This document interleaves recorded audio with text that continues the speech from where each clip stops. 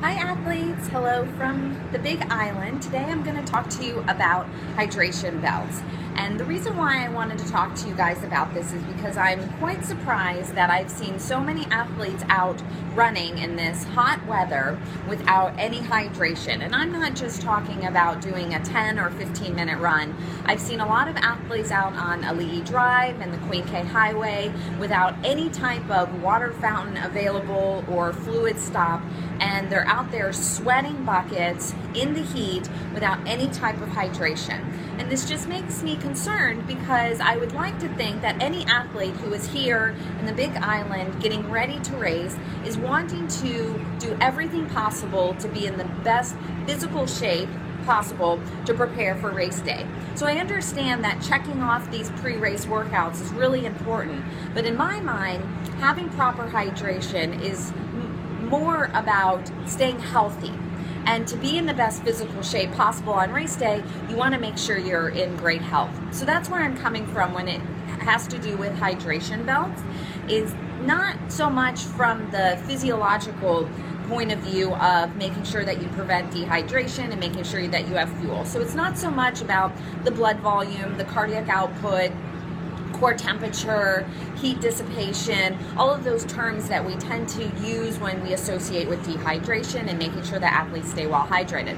Where I'm coming from is more about how dehydration can affect your mood, how it can affect your appetite, how it can cause fatigue, sleepiness, how it can induce headaches, constipation, and all of these things have to do with your race day performance, because if any of these things are happening to you, you're not going to be in the best physical shape possible to perform on race day.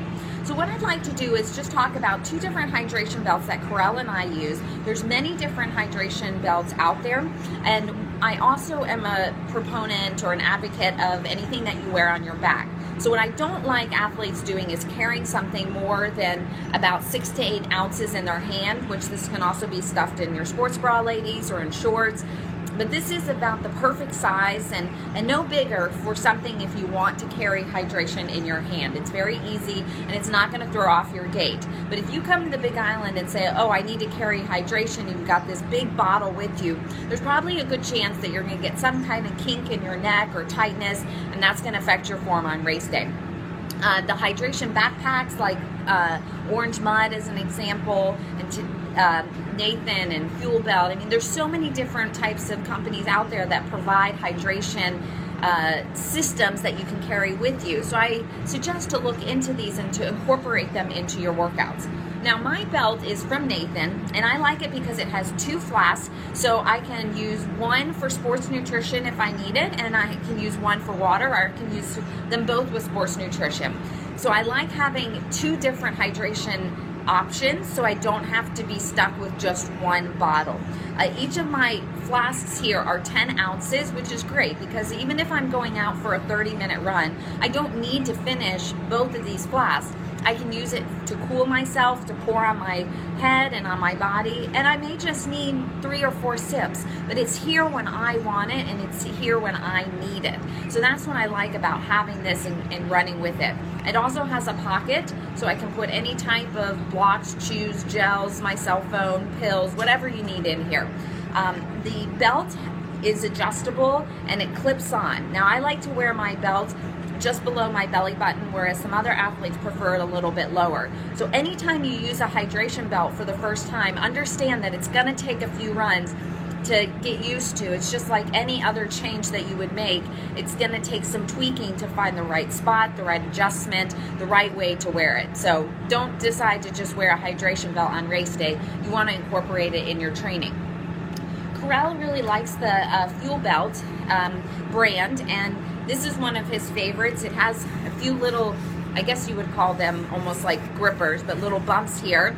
And I've ran with his belt, and it's extremely comfortable. I like that it's 3 flasks, and they do not bounce. So there's no jumping out of the bottles jumping out of these holders here. And he can do 3 different types of products, which he usually does on race day. So he likes 3 different types of sports nutrition in each of his bottles. I also like that this is stretchy. So as any athlete knows who has worn a hydration belt or has just been in a race before, your tummy kind of changes as the race goes on. Sometimes you get a little bit bloated, or your tummy sticks out, or maybe if you're breathing, it gets out a little bit more. So it's nice that this is flexible so that it does have some wiggle room. It's also Velcro, so unlike mine, which is a clip. And of course, you know, over time, Velcro will wear out, so you want to make sure that you have maybe a new belt that you've worn just a few times before race day so that it doesn't lose that Velcro stick. But that's also nice when you're running because you can then adjust it as you go.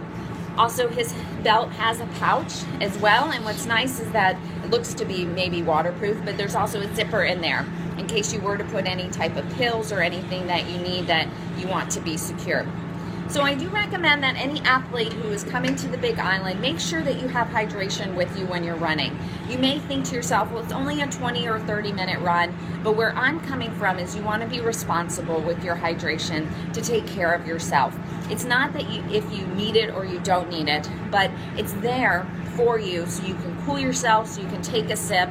It's not that you have to drink 20 ounces of fluid per hour, which you may need to when you're out here running in the heat, but the thing is that it's there for you so that you can prevent some of these things like a loss of appetite, headaches, sleepiness, tiredness, being moody, along with the other physical issues of dehydration that may prevent an optimal performance on race day. So I hope you found this beneficial for you, and next time I see you, I hope that you're wearing your hydration belt.